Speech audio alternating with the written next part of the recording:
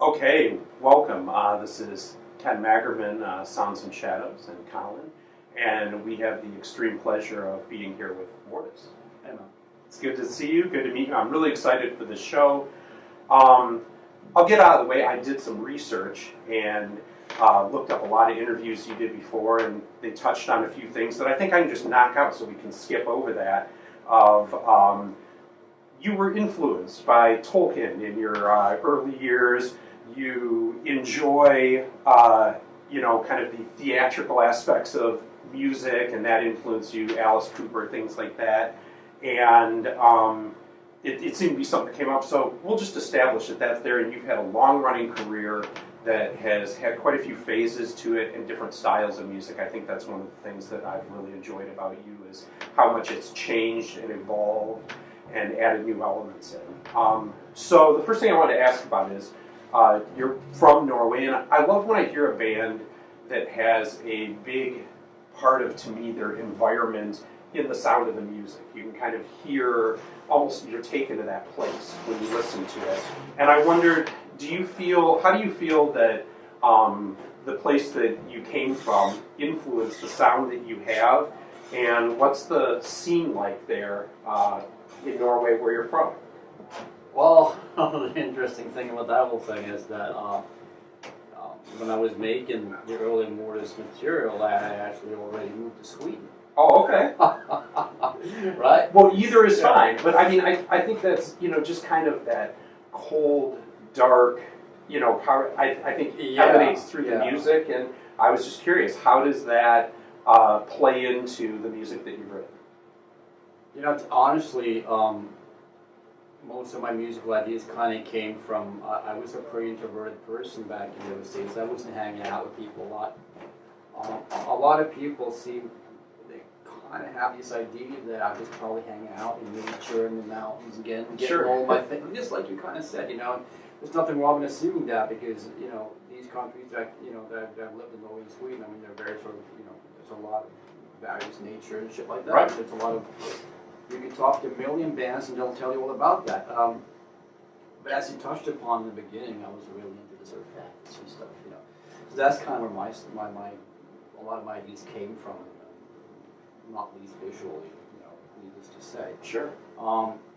But to some extent, musically, it was also a lot about the early sort of German krautrock stuff and monotonous, sort of never-ending music, and I got a lot of ideas from that type of music, especially in the sense that you don't have to follow the rules, so you don't have to make 4-minute music, you don't have to make it like this old radio rock fucking bullshit, like it can't be more than 3.5 minutes and yada yada yada, So when I discovered that type of music, I was like, shit, I can do whatever I want. Sure. I mean, especially in the early stuff, I think, there was a very cinematic element to it, and I always love that, it feels like you would step outside of a 3-minute pop song for sure and really kind of paint a full texture. Yeah, that was a big revelation for me when I discovered those types of records.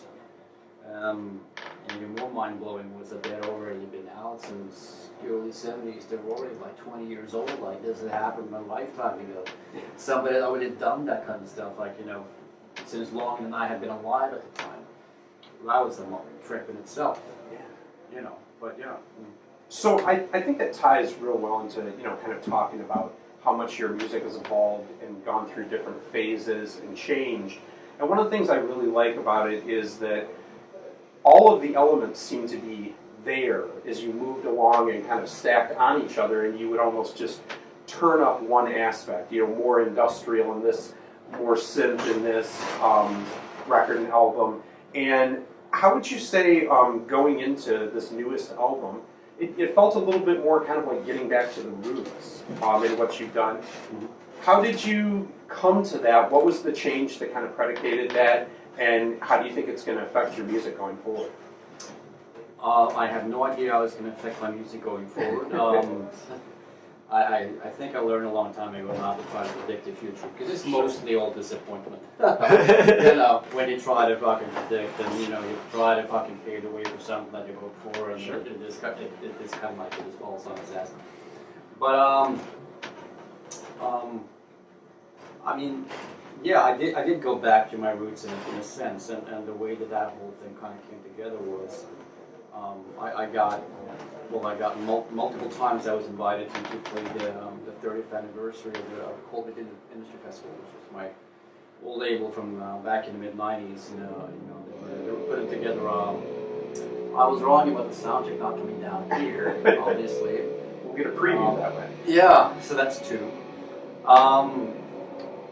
So at the time this was during 2017, and the industrial version of Mortiis, like a band Mortiis that had been together for a long time, was kind of crumbling and falling apart, and it was obviously going towards an end. And I was kind of like, well, what am I going to fucking do?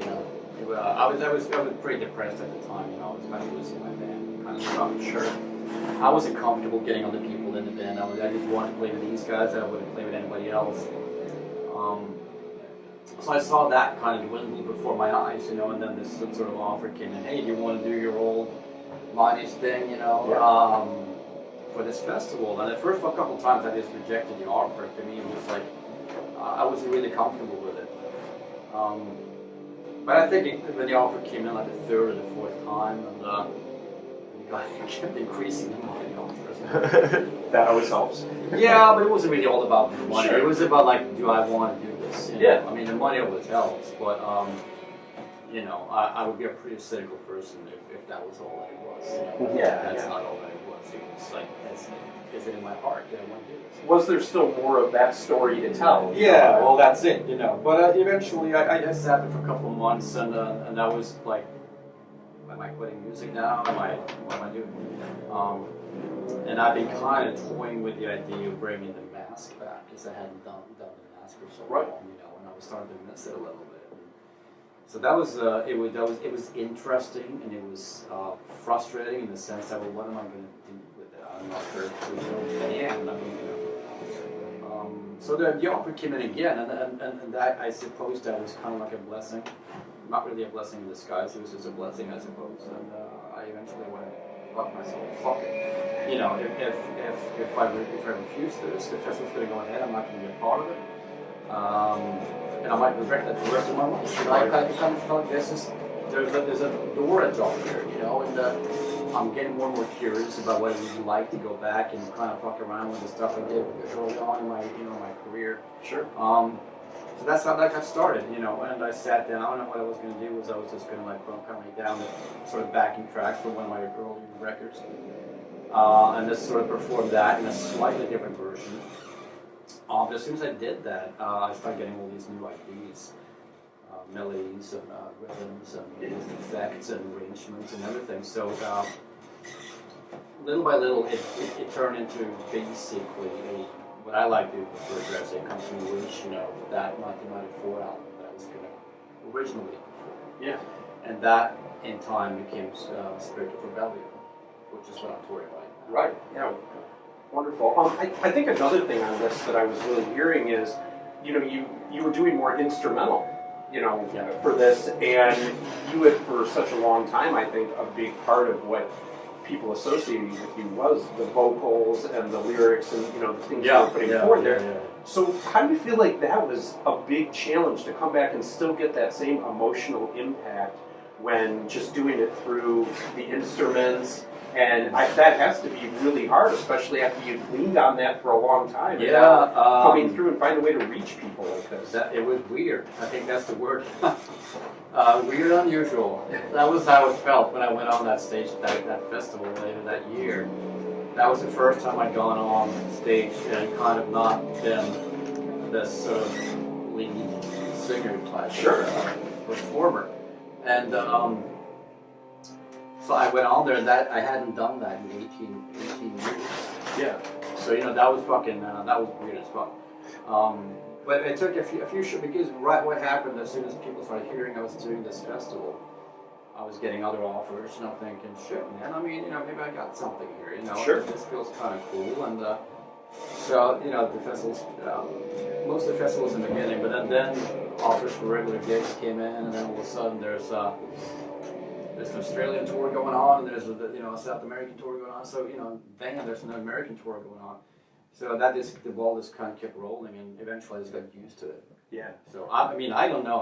I can't be the judge of whether or not I'm reaching people with the music or not. But I'm being minded, Well, I mean, from here, doing this review page and sounds and shit, I find that across the world, the scene of industrial and gothic, there's a real place for it again. People are hungry for it again, and I think that's great when someone like you that's put a lot of time in, kind of in this genre somewhat, is able to come back into it and see how it's changed. I know recently one of the things you did was the remix album. Which was outstanding. I mean, I really, really enjoyed it. How did you go about choosing who it was you had remixes with and worked with, and what were some of the standout experiences of that for you? Well, I mean, just for the sake of chronology, how do you fucking pronounce that? Butchering the English language. You're good. Chronology, right? Yes. Is that, did I get it? Third time? All Alright, that happened, that was the last thing that I did prior to, that sort of leap into what became the Spirit of Rebellion, just to avoid people getting confused about it. That one came out in early 2017, pretty much on the day of the band dissolving, I guess. But yeah, the story behind that one was, we were originally just going to do like a kind of like a deluxe version of the Great Deceiver album, which was the album that record is based on. Right. And I was just going to get like 3, 4, 5 remixes done, by artists that I know and respect, and they were going to be on it, and it was going to be like a little bit of a different thing. But with me, I start something and then I just turn it to a much, much bigger thing than I originally planned. So once the snowball starts down the hill. Yeah, I don't know how to stop it, man. So it just goes all the way down the hill, and then usually up the next mountain, down that one, and it's gone. That's me. I don't have lose all control, but So yeah, it ended up with like I think 27 remixes. Yes. A lot. Something like that. I said like, fucking hell, what happened here? And I'm supervising all of it, and I'm dealing with all these guys, and there's a lot of cool people on, like Chris Rano's there, Pig and Godflesh, Merspo. That's actually a big standout moment. So I mean, getting Merspo on it was. I don't think anybody saw that coming, and I'm not even sure if he had ever done something like that before I asked him. That's awesome. I mean, there were so many standout tracks that came out of it, and I think that's always fun when you can kind of hear your song through somebody else's ears. It's a kind of a scary concept too, because you send them your tracks, and you never know what's going to come back, and you don't want to tell a guy like Reese Falber or John Fryer that shit. I don't like this. What'd you do to my baby? Right? That's a hard conversation. But those guys are so good at what they do. It's like it's insane bands, but what if? Yeah. Right. But of course, what came back? It was time and time again. Every time I got a remix back, I was like, shit, man, this is so good. Did you have any of those moments where you thought to yourself, man, I wish I'd thought of that when I was making it? Yeah, because they do take it in directions. I mean, that's what a good remix is all about. When it is taken in a different direction, you think like, shit, man, that was you just took this song in a whole different fucking, and it still rocks and it's still fucking cool. But sometimes, I mean, I've had stuff come back earlier on where it's like, dude, you just put the spin for a pitch shifter and you claim it's a remix. It's a fucking track, dude. That's what it is. But I mean, none of these dudes that I had on this album, I mean, they were at different level. You gotta know how to take your people. Yeah. You know what I mean?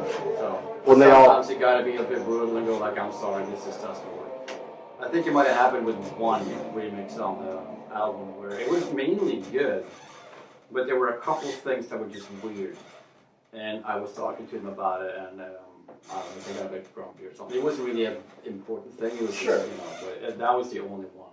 It was not like important. Do you think that's something going forward? I mean, with the new album, or that you would think about doing in the future, and who's maybe somebody in the pipeline that you might be interested in working with like that? Remixing the new album? Well, any of the some of the old material. I mean, obviously the new album is going to be the style of music that it is, but yeah, I don't know if that style of music even lends itself to that kind of remixing. I'm sure there's people out there that would be creative enough to just take that stuff and throw it in some cool direction. I mean, at this point in time, I don't know what that would be like. But it's always an interesting concept, Who knows? Yeah. So recently, somewhat recently, you did have the label change and went through. Tell me a little bit about how you feel maybe what made you want to change, because labels have changed and maybe how that's different in the modern music scene, and what you're excited about working with this label. Well, here's the fact. I haven't been signed to a label since 2005. Okay. Everything that you've seen happen with Mortiis since 2005 has been on me. Wow. I've taken care of fucking everything. I don't trust a motherfucking singing soul in this industry.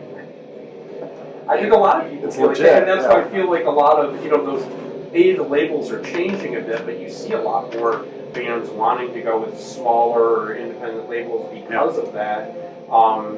It just loses so much creative control. It's, you sell your soul for a couple $1,000, they own everything. How long is a couple $1,000 going to last you, man? What is it? Yeah. What's that, like half an hour in the studio? Right. Yeah, you go into the studio, you fart, and then you go to kick you out. It's true. It's fucking crazy. So I've learned that, and all of a sudden you realize I don't own anything. These guys own everything, and they're not fucking paid. It took me 15 fucking years to recoup that last big label that I had. 15 fucking years to fucking get in the black.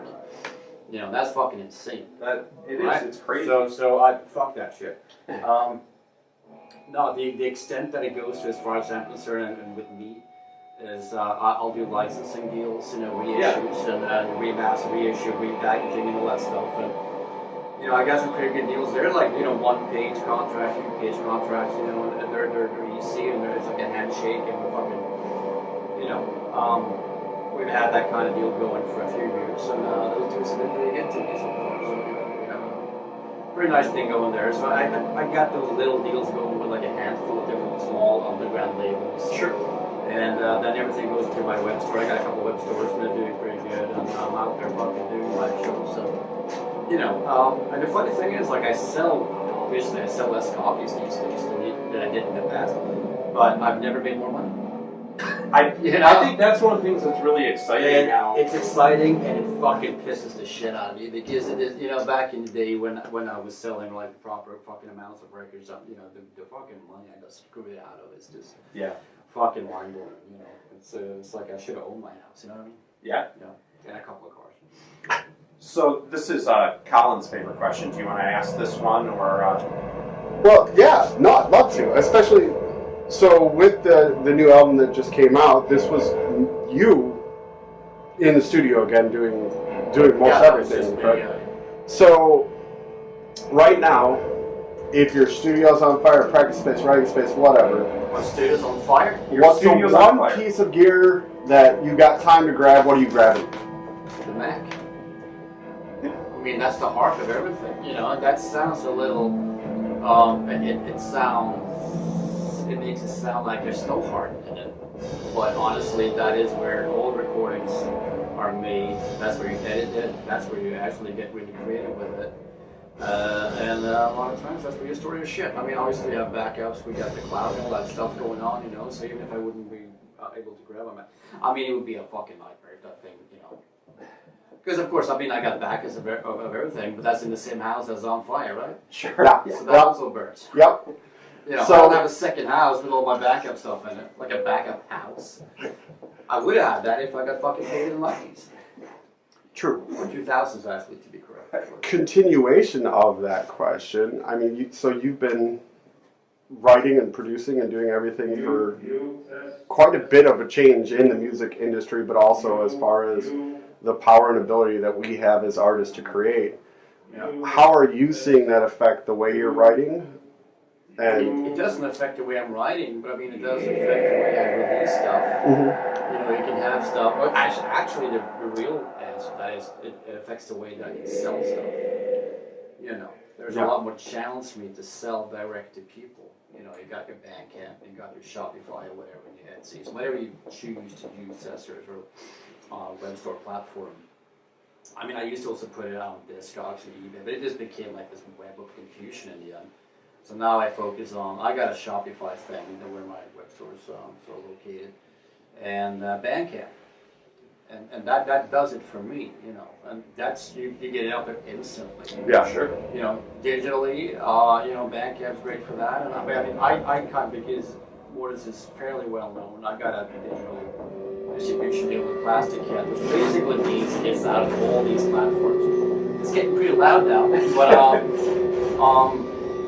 yeah, technology just it's totally, you know, revolutionized the way I can sell stuff. And it enables me to get stuff out there immediately. That's the standard answer. I mean, that's the way it is for everybody. Yeah. You know what I mean? And I think that allows for a connection to your fans on a different level and things like that too. Yeah. Or like you said, where it's a direct interaction and you know, kind of that feeling of being connected that way. So, I mean, from doing this in your career, you spent a lot of time on the road. Is there anything, you know, I mean, that you do to kind of keep yourself sane when you're that far away and out on the road for that long, or do you have kind of a pre-show ritual that you do to get yourself set up and ready before you go perform? Oh, up until recently, it was just drinking beer. I mean, that's a good ritual.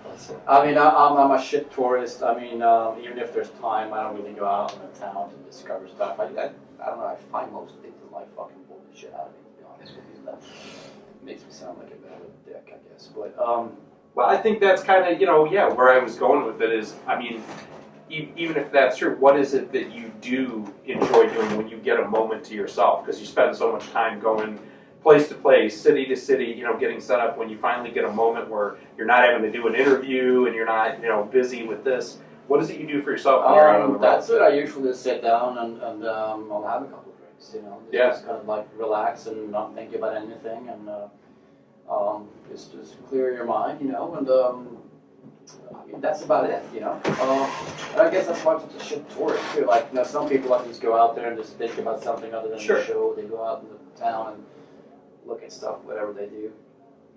I feel that this stresses me out for some reason. I guess it's just like, oh, let's go out to a bunch of crowds of Other people sure. and deal with that bullshit. And I don't want to do that. I kind of, you know, I'm a bit socially awkward. There's no doubt about that. I never quite get used to crowds of people, which is weird because you're in this business. Yeah, performance business, but yeah. I don't even think that's uncommon though for a lot of artists. That, you know, I mean, no, we're weird. It's what makes it interesting, and people want to be in touch with that story. Is usually because it is weird, you know. Yeah, I guess that makes it interesting. It's different, but it can be a bit of a challenge sometimes. Like, you know, just people all the time, all over the place. You know? So quiet time is really very, very important. At least when I'm out with our family doing this stuff. Speaking of quiet time, don't find places to make it so close. So we talked a little bit about, you know, the way that doing music has changed and the interaction with fans that you know, can have online now, but also, you know, like us, a lot of music review blogs or bigger ones. What are some of the ways that, I mean, do you ever read reviews or things that come in talking about the music that you're hearing and people's impressions and reflections of it? And how do you have that affect you or deal with it? I don't really read a lot of reviews. Sure. I'll check out the bigger magazines, not because I'm a cynical person or anything, but it's because I'm a cynical person. I'll read the big ones. Sure. And I'll read fan comments, obviously, because those I do care about. Beyond that, I mean, I do read interviews. When I get sent the links, I do check them out. In the past, I've gotten misquoted so many fucking times that I kind of like to see that they're actually done right. Portraying what you're, Yeah. And once if they're good and they're cool, and it's gotten better. I mean, somehow I'm getting less misquoted than these days. And I'll share that, you know, socially, because I just like keeping people updated, and I like to be able to have something to say, you know. So it's all used to as an excuse to just post something, you know, hey, here's a cool interview I did for this and that and that. But that's about as far as it goes, though. But I mean, you know, I kind of feel like that's more than a lot of other fucking band guys do. So. True. I mean, so coming up here, doing this tour, and like you said, I mean, even contemplated at times, you know, going back to the Mask or some of the other things you do. For this tour, what can fans expect to see that's fresh and new and different that you're going to bring to it that they should be excited about coming to witness this tour? Live porn. Live porn? That's always... Dungeon porn. It's gonna happen. Now I'm excited for that for tonight, so that... Primed up for disappointment. No, I mean it's gonna be Mortiis, man. I mean, you know, the mask and the outfit, all that shit. It's right there, you know. And that question is always hard to answer because like, what can people expect? You know, if I was Gene Simmons, I could talk about 50,000 fucking sure that I got, you know, and my bank account and whatever. It's live on shit, but it's a hard question to answer in a sense in a way that doesn't sound dumb. But it's a visual show. I mean, you know, it's atmospheric. It's kind of like the storyline. It's different from a lot of other things in the sense that it's not a rock show, it's not a punk show, it's not a classical concerto or anything like that. It's not a disco show or whatever, you know. It's dark and atmospheric, epic and fun. Yeah, I think epic is a good word to describe. I mean, that's what I hear a lot of it, and I think you put a lot of, I guess what I was asking, time and effort. To me, it seems like to making your visual presentation match up with what you're trying to do in the music, and a lot of bands, I think, don't put that much thought into how those things coordinate. I just like to present the whole package, I mean, to the extent of my ability, you know. If I had $100,000 to put into every show, I mean, you would get a $100,000 show. Sure. I don't have that, but I still think it's fucking great. Well, you know, there's a lot of time and effort put into it. Yeah. You know, I just like the whole, you know, the full package, man. I think going along with that video, the element, your videos, I've always been really impressed with, and I feel like, you know, are really coordinating well and helping to tell the story. How much influence do you have on the videos that you shoot, and how much of that is from you rather than, you know, necessarily maybe the person shooting it, matching up with your music and what goes into your process when you're thinking about how that translates? Pretty much all my videos have had at least a good hand involved in the creative process and the post-processing and all that stuff. When I was signed with you know, bigger labels back in you know, late 90s and early 2000s, they did like to pretend like they were Warner Brothers and wanted to be sort of creative, fucking last word, and sure. You know, it's gonna be like this and that because we're paying for this, and which is a big fucking lie because I was paying for it. You just fucking fronted the money and you recouped like a week after. Right. You know, it's just like megalomania and fucking daylight. But I was able to be fairly creatively involved even in that, but everything after that though, you know, all the videos I've done after that, I mean, I've pretty much been the guy that's gone like, okay, no, I fucking hate that idea, I'm not doing it. So I can be the guy that can kind of kill it. Or I can tell them like, I want this, I want that, and there's nothing you can fucking do to say no to that because I'm fucking, you know, who's the guy with the fucking pocketbook? Right. It's fucking me, isn't it? So, yeah, you know, I've been pretty heavily involved. I mean, the last couple of videos for that are for the Script Rebellion. What I did was I kind of told the director, like, I pretty much just told him about the general vibe I wanted. And he kind of came up with a bit of a storyline, and then we started going back and forth about it. And what I did, to some degree, what I did there was I kind of weeded out the ideas I didn't like. Because in general, I thought that what he came back with was pretty cool. I mean, I didn't want anything that was like too complex. I just wanted something simple and cool and sort of like enjoyable, and I didn't have to spend a brain cells watching it. So it was more about just weeding out the less than great ideas. Sure. And then we just went for it, just filmed it, and you know, he would send me drafts and of the cuts, and I would actually get involved a little bit and like, hey, I think you should slow down the timing here, that cut I don't like, and I would just go like, at 2:31, there's a little bit that I don't like, can you take that out? I was getting a little surgical about it, but which Well, I mean, fuck it, man. If you want something good, you got to be a little bit.